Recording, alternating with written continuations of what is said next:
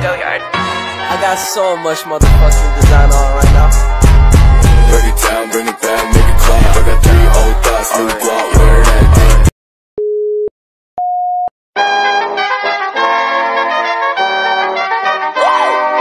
Nate Gilliard. I got so much motherfucking design on right now. Break it down, bring it back, make it clap. Saat di jalanan, biasanya kita melihat beragam jenis mobil. Setiap mobil melaju dengan kecepatan yang berbeda. Dari banyak mobil yang melaju tersebut, kira-kira mobil manakah yang paling sulit untuk berhenti? Ya, tentu saja mobil dengan kecepatan yang paling tinggi, bukan? Tapi, mengapa bisa begitu ya teman-teman? Biar pertanyaannya terjawab, tonton terus video ini sampai selesai ya.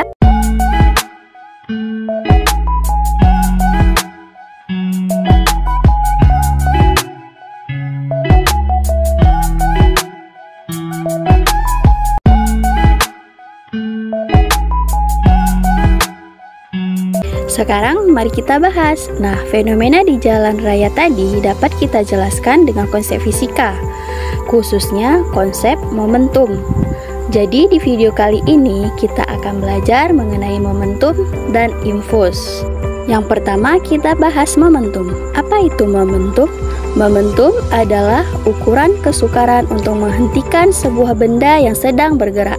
Semakin sukar benda berhenti, semakin besar momentumnya. Momentum merupakan besaran vektor yang dimensinya m, l, t pangkat min 1.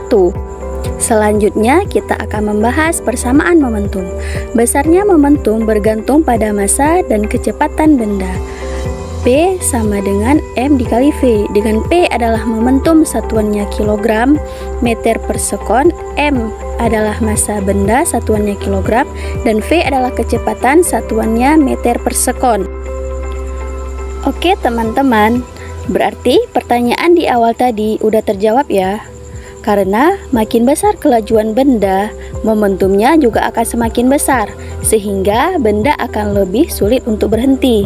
Namun jika mobil tidak sejenis, tentu saja massanya akan berbeda. Kita tidak bisa mengacu pada nilai kelajuannya saja. Kita juga harus memperhitungkan massa mobil tersebut sesuai dengan persamaan momentum tadi. Gimana teman-teman, bisa dipahami ya? Nah, selanjutnya kita bahas mengenai impuls. Salah satu besaran fisika yang erat hubungannya dengan momentum adalah impuls. Impuls dapat diartikan sebagai ukuran seberapa besar gaya luar mengubah momentum suatu benda. Gaya tersebut bekerja dalam selang waktu tertentu. Impuls juga merupakan besaran vektor yang dimensinya m, l, t pangkat min 1. Selanjutnya, mari kita bahas persamaan impuls. Secara matematis, impuls dirumuskan dalam persamaan I sama dengan F kali delta T. Dengan I adalah impuls satuannya Newton sekon, F adalah gaya satuannya Newton, delta T adalah selang waktu satuannya sekon.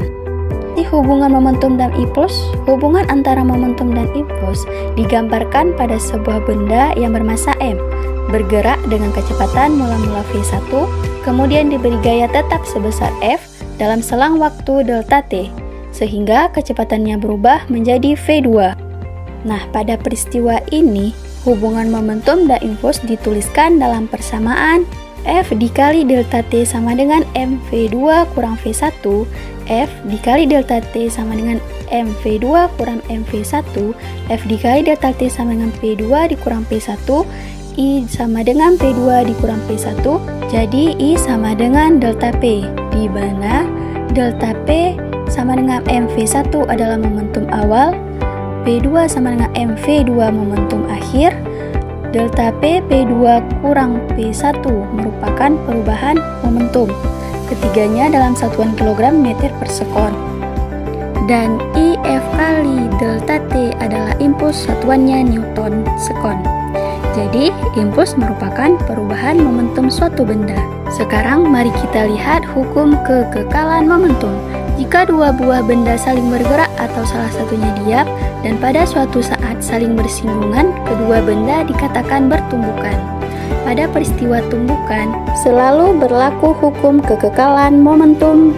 MV1 V1 ditambah M2 V1 sama dengan M1 V1 absen ditambah M2 V2 absen, di mana ruas sebelah kiri menunjukkan jumlah momentum sebelum tumbukan dan ruas sebelah kanan menunjukkan jumlah momentum setelah tumbukan.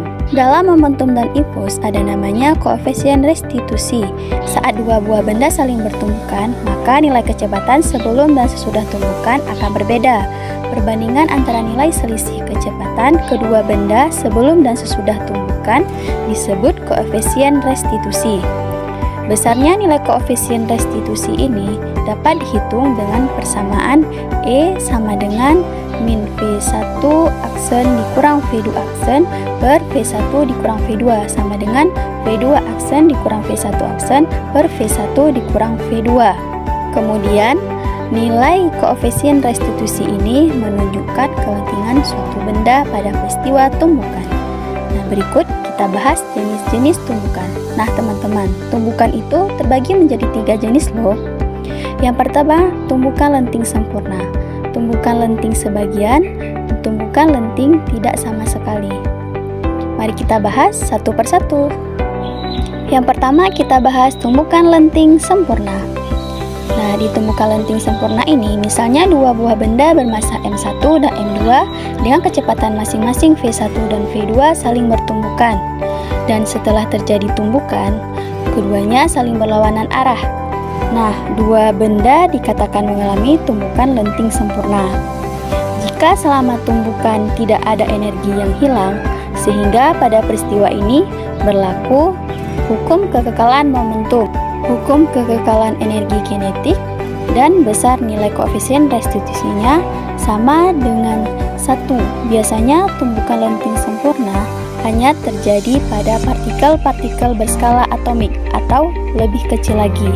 Yang kedua, kita bahas tumbukan lenting sebagian. Berikut tumbukan lenting sebagian. Contohnya, sebuah bola karet yang dijatuhkan ke lantai dengan ketinggian H dan kecepatan V, kemudian memantul kembali ke atas, di mana nilai kecepatan lentingnya tidak sama dengan kecepatan semula. Pada tumbukan lenting sebagian ini hanya berlaku hukum kekekalan momentum saja, namun tidak berlaku hukum kekekalan energi kinetik karena ada sebagian energi yang hilang selama terjadinya tumbukan. Jika bola adalah benda pertama dan lantai sebagai benda kedua, maka setelah bertumbukan keduanya tidak menyatu. Dan rentang koefisien restitusi tumbukan ini antara 0 dan 1. Kemudian yang ketiga, tumbukan tidak lenting sama sekali. Tumbukan tidak lenting sama sekali, misalnya peluru ditembakkan ke bola hingga peluru tersebut bersarang di dalam bola. Kemudian keduanya bergerak dengan kecepatan yang sama. Sama halnya dengan tumbukan lenting sebagian tadi.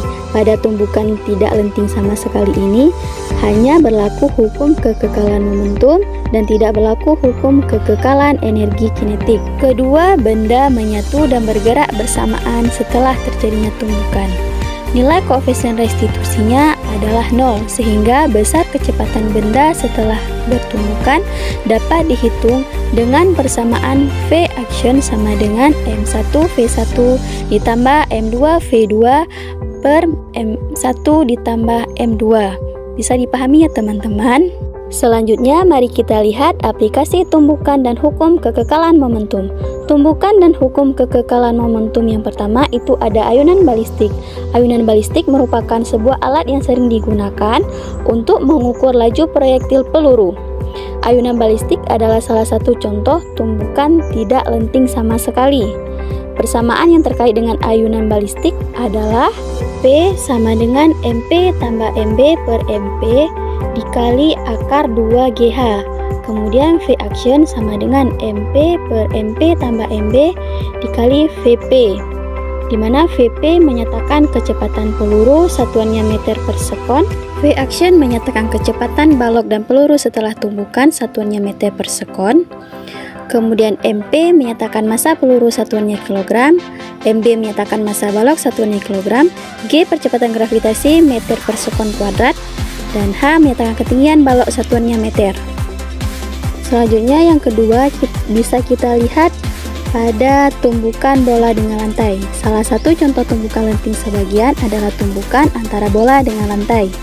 Pada gambar di atas terlihat bola jatuh bebas dari ketinggian H0 dari lantai dan menumbuk lantai sehingga bola memantul. Pada peristiwa ini berlaku persamaan V1 sama dengan min akar 2 kali GH0, V1 aksen sama dengan akar 2 GH1, kemudian V2 sama dengan V2 aksen sama dengan 0, dan besar koefisien restitusinya dihitung dengan persamaan E sama dengan min V1 aksen per V1 sama dengan akar H1 per H0 sama dengan akar H2 per H1, di mana V1 menyatakan kecepatan bola sebelum menumbuk lantai, V1 aksen menyatakan kecepatan bola sesudah menumbuk lantai, V2 sama dengan V1 aksen kecepatan lantai sebelum dan sesudah tumbukan dalam satuan meter per sekon. Nah, H0 merupakan ketinggian bola mula-mula 1 mm dan H1 merupakan ketinggian bola pada pemantulan pertama, H2 pada pemantulan bola kedua. Selanjutnya, aplikasi yang ketiga yaitu pada peristiwa meluncurnya roket ke angkasa. Prinsip terdorongnya roket memenuhi hukum kekekalan momentum. Ketika roket diam, momentumnya sama dengan 0. Berdasarkan hukum kekekalan momentum, persamaannya dinyatakan sebagai M1V1 ditambah M2V2 sama dengan 0. Dan M1V1 sama dengan min M2V2. Kecepatan akhir yang dicapai roket tergantung pada kecepatan semburan gas dan jumlah bahan bakar yang dibawanya. Oke, kita langsung saja ke praktikum momentum dan impuls.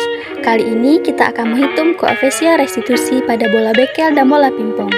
Tapi sebelumnya, bahan-bahan apa saja yang dibutuhkan? Nah, bahan-bahan yang dibutuhkan adalah yang pertama ada meteran baju, kemudian yang kedua ada bola pingpong, yang ketiga bola bekel pastinya, yang keempat ada alat tulis, dan yang kelima ada buku untuk mencatat hasil observasinya. Dan kita langsung mulai saja. Percobaan pertama pada bola bekel. Diketahui tinggi awal bola bekel tersebut 80 cm. Lalu bola bekel tersebut dipantulkan dan mendapatkan ketinggian 51 cm.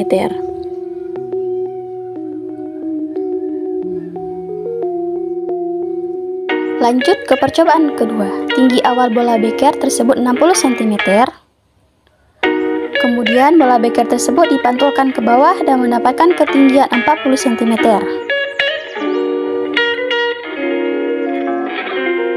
Dan yang terakhir pada percobaan ketiga. Tinggi awal bola beker tersebut mula-mula 40 cm. Lalu bola beker tersebut dipantulkan ke bagian bawah dan mendapatkan ketinggian 24 cm. Selanjutnya pada percobaan bola pingpong. Percobaan pertama, tinggi awal bola pingpong tersebut mula-mula 80 cm. Lalu bola tersebut dipantulkan ke bawah dan mendapatkan ketinggian 55 cm. Lanjut ke percobaan kedua, tinggi awal bola pingpong tersebut adalah mula-mula 60 cm. Lalu bola tersebut dipantulkan ke bawah dan mendapatkan ketinggian 44 cm. Dan yang terakhir pada percobaan yang ketiga, tinggi awal bola pingpong tersebut adalah 40 cm. Lalu bola tersebut dipantulkan ke bawah dan mendapatkan ketinggian 31 cm. Selesai, sekarang mari kita bahas. Pada data-data yang sudah didapatkan tersebut, kita langsung ke perhitungan koefisien restitusi dari kedua bola dengan menggunakan rumus E sama dengan akar dari H aksen per H. Menggunakan bola bekel, di mana kita mendapatkan angka-angka sebagai berikut. Yang pertama ada ketinggian awalnya 80 cm, setelah dipantulkan ke bawah mendapatkan H aksen 50 cm. Yang kedua ada 60 cm, H aksennya 40 cm, dan yang ketiga 40 cm, H aksennya 24 cm. Nah, hasil-hasilnya kita masukkan menggunakan rumus tadi, di mana mendapatkan hasil 0,089, 0,105, 0,12. Ketiga hasil tersebut kita jumlahkan dan dibagi 3, maka mendapatkan hasilnya 0,104. Selanjutnya pada bola pingpong, di mana kita mendapatkan angka yang pertama itu 80 cm, H aksennya 55 cm. yang kedua 60 cm, H aksennya sama dengan 44 cm, dan yang ketiga 40 cm, H aksennya 30 cm. Nah, ketiganya juga kita masukkan menggunakan rumus yang sama tadi dan mendapatkan hasil 0,92, 0,11, dan 0,14. Kita jumlahkan dan dibagi 3 mendapatkan hasil 0,114. Mari kita selesaikan contoh soal berikut. Yang pertama, seorang petinju menyerangkan pukulan ke kepala lawannya dalam selang waktu tertentu. Kemudian, tangannya ditarik kembali. Hasil kali antara gaya pukulan dengan selang waktu yang dialami oleh lawannya disebut. Tadi kita sudah membahasnya ya. Hasil kali antara gaya dengan selang waktu itu disebut impuls. Persamaan impuls I sama dengan F kali delta T. Jadi jawabannya adalah B ya teman-teman. Nah, mari kita beralih ke soal berikutnya. Diketahui massa bola karet 75 gram diubah menjadi 0,075 kg. V sama dengan min 20 meter per sekon. Negatif karena arahnya ke kiri. Dan V aksen sama dengan 20 meter per sekon. Positif karena arahnya ke kanan. Kecepatan awal dan kecepatan akhir mempunyai tanda yang berbeda karena arah gerakan bola atau arah kecepatannya berlawanan. Kemudian yang ditanya di sini adalah impuls. Besarnya impuls dapat kita hitung dengan persamaan I sama dengan delta P atau I sama dengan M dikali V aksen dikurang V. I sama dengan 0,075 dikali 20 dikurang min 20. Kita selesaikan perhitungannya sehingga didapatkan I sama dengan 3 Newton sekon. Jadi jawabannya adalah C. Oke teman-teman, jadi di video kali ini kita udah belajar mengenai hubungan momentum dan impuls, di mana impuls sama dengan perubahan momentum. Hukum kekekalan momentum M1V1 ditambah M2V2 sama dengan M1V1 aksen ditambah M2V2 aksen. Jumlah momentum sebelum tumbukan sama dengan sesudah tumbukan. Dan jenis-jenis tumbukan, ada tumbukan lenting sempurna di mana koefisien restitusinya sama dengan 1, kemudian tumbukan lenting sebagian, koefisien restitusinya antara 0 dan 1, dan tumbukan tidak lenting sama sekali, koefisien restitusinya 0. Nah, sampai di sini dulu pembahasan kita mengenai momentum dan impuls teman-teman.